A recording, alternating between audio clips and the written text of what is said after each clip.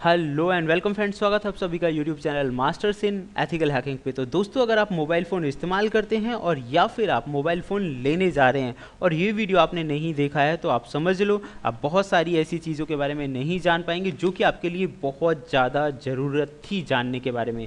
मैं आपको बता दूँ, मोबाइल फ़ोन जब आप इस्तेमाल करते हैं या ख़रीदते हैं मार्केट से तो बहुत सारी ऐसी चीज़ें लिखी होती हैं, जैसे कि फॉर एग्जाम्पल मान लीजिए क्वालकॉम स्नैपड्रैगन 855 प्रोसेसर, जिसके बारे में आप ज़्यादा नहीं जानते, आपको सिर्फ ये पता होता है कि स्पीड अच्छी होगी बस।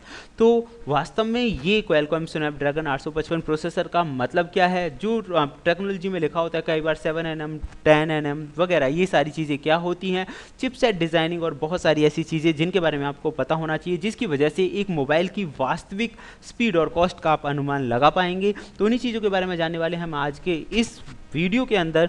और आज आपको पता चलेगा बेस्ट स्मार्टफोन्स जो कि क्वालकॉम स्नैपड्रैगन 855 प्रोसेसर का इस्तेमाल कर रहे हैं, आने वाले टाइम में क्या आपके लिए वो हेल्पफुल साबित हो सकते हैं या नहीं।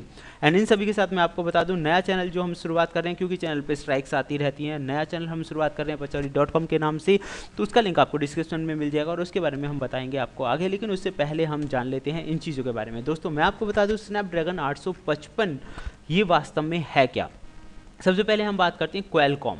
क्वालकॉम दुनिया की सबसे बड़ी चिपसेट मेकिंग कंपनी है, दुनिया की सबसे बड़ी चिपसेट मेकिंग कंपनी। और इसी कंपनी ने अभी एक प्रोसेसर बनाया है स्नैपड्रैगन 855, जो कि मोबाइल प्लेटफॉर्म के लिए बनाया गया है। मैं आपको बता दूं, स्नैपड्रैगन 855 जो प्रोसेसर है, ये अपना जो पुराना प्रोसेसर था, इससे पहले एक प्रोसेसर इस्तेमाल किया जाता था मोबाइल्स के अंदर, जिसका नाम है स्नैपड्रैगन 845, जो कि 10nm प्रोसेस टैक के साथ काम करता था, जो कि 3 टाइम बेटर था अपना आर्टिफिशियल इंटेलिजेंस परफॉर्मेंस में, और लगभग 7nm प्रोसेसिंग टेक्नोलॉजी के ऊपर बेस्ड था।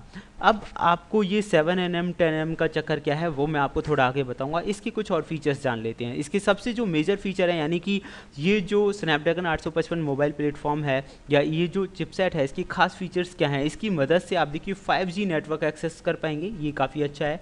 इन सबके अलावा artificial intelligence for voice, camera, gaming and battery, यानी कि आप अंदाज़ा लगा लीजिए आर्टिफिशियल इंटेलिजेंस का इस्तेमाल किया गया है वॉइस के लिए, कैमरा के लिए, गेमिंग और बैटरी के लिए। सेकेंडली, और दूसरे इसके एक्स्ट्रा फीचर्स की मैं बात करूँ तो कैमरा क्वालिटी, जैसे कि HDR10+ आ गई है, 4K HDR वीडियो आ गए हैं, यानी कि अल्ट्रा क्वालिटी आपको मिलेगी। DSLR तो नहीं, लेकिन DSLR जैसी क्वालिटी आपको इसमें मिल सकती है।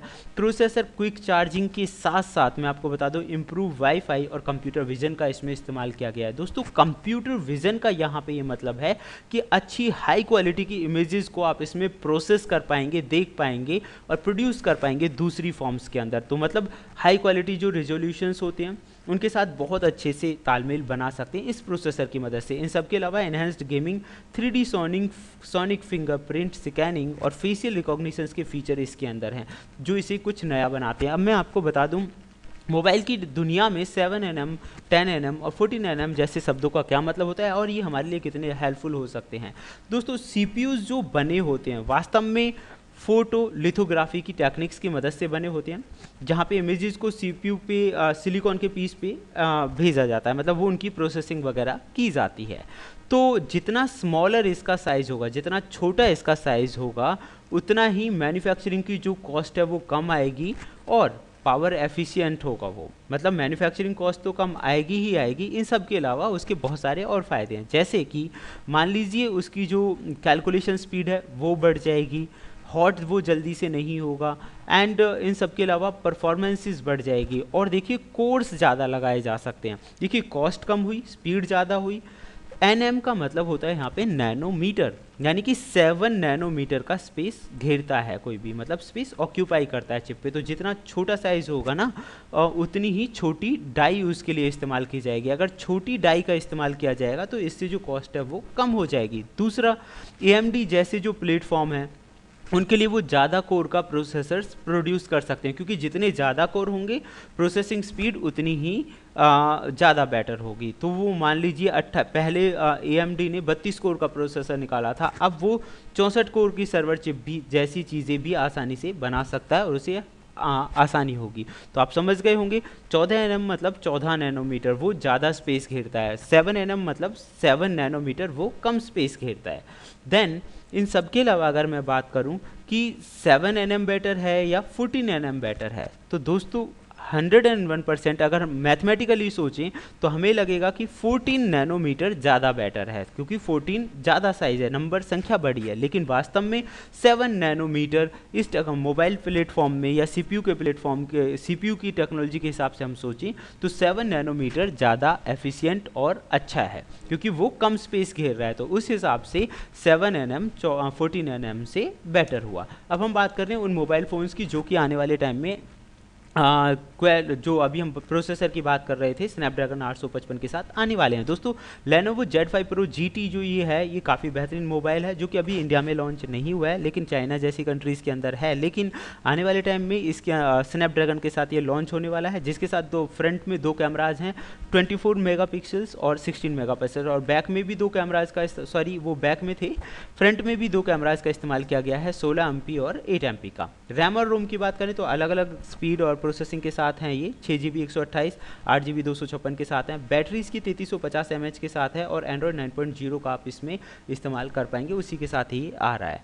तो ऐसे ही सेकंड फ़ोन ओप्पो रीनो, जो कि अभी इंडिया में नहीं लॉन्च हुआ है एंड बहुत जल्दी ही शायद इंडिया में लॉन्च हो जाएगा, लेकिन ये भी स्नैपड्रैगन 855 प्रोसेसर के साथ आ रहा है, जिसके बारे में आपको बता रहा था। इसमें भी कैमराज का इस्तेमाल किया गया है फ्रंट एंड बैक पे। अगर हम फ्रंट की बात करें तो ये बैक की अगर हम बात करें तो लगभग जैसे आप देख सकते हैं अलग अलग कैमराज के साथ लॉन्च हुआ है। इसमें 3 रियर कैमराज हैं, जिसमें 48, 8 और 13 मेगापिक्सल्स हैं एंड सेल्फी के लिए काफ़ी आप बेहतर कह सकते हैं। इसके अंदर रैम रोम भी अलग अलग प्रोसेस में 6 और 128, 6 256, 8 और 256 के साथ आया है। इन सब के साथ बैटरी जो साइज़ है उसका, बैटरी की जो कैपेसिटी है वो 4065 mAh है, तो आप अंदाज़ा लगा सकते हैं। तो इसका बैकअप काफ़ी बेहतर होने वाला है। इन सब के अलावा एंड्रॉयड 9.0 का इस्तेमाल इसमें हुआ है। देन इनके अलावा वीवो IQ00 ये काफ़ी बेटर हो सकता है, इसके अंदर भी स्नैपड्रैगन 855 का इस्तेमाल हुआ है। कैमरा 3 रियर कैमराज के साथ आप देख सकते हैं, बैक में 3 कैमराज हैं 12, 13 और 2 MP के साथ, एंड फ्रंट में 12 MP का कैमरा है। कैमराज की कैपेसिटी के मामले में थोड़ा लो हो सकता है बाकी फ़ोन्स के मुकाबले, लेकिन काफ़ी बेहतरीन फीचर्स हैं। 6 128, 8 128 और 8 256 के साथ आप इसे खरीद सकते हैं। बैटरी बैकअप की अगर हम बात करें तो 4000 mAh की बैटरी बैक इसके साथ इस्तेमाल की गई है। इसका स्क्रीन साइज 6.41 है। एंड्रॉयड 9.0 के साथ आप इसे इस्तेमाल कर सकते हैं, ये भी अभी इंडियन मार्केट में नहीं है। सैमसंग गैलेक्सी S10 की अगर हम बात करें तो जैसा कि आप स्नैपड्रैगन 855 के साथ ये है, इसके अलावा S सीरीज़ है ये S10 सीरीज़, जिसमें S10, S10 प्लस और S10e के नाम से ये 3 सीरीज़ आई हैं सैमसंग गैलेक्सी S10 की। इनका जो कैमरे की अगर हम बात करें तो S10 जो है उसके अंदर 3 रियर कैमराज हैं 12, 16 और 12, और S10 लगभग एक स्नैपर है 10 MP का फ्रंट पे।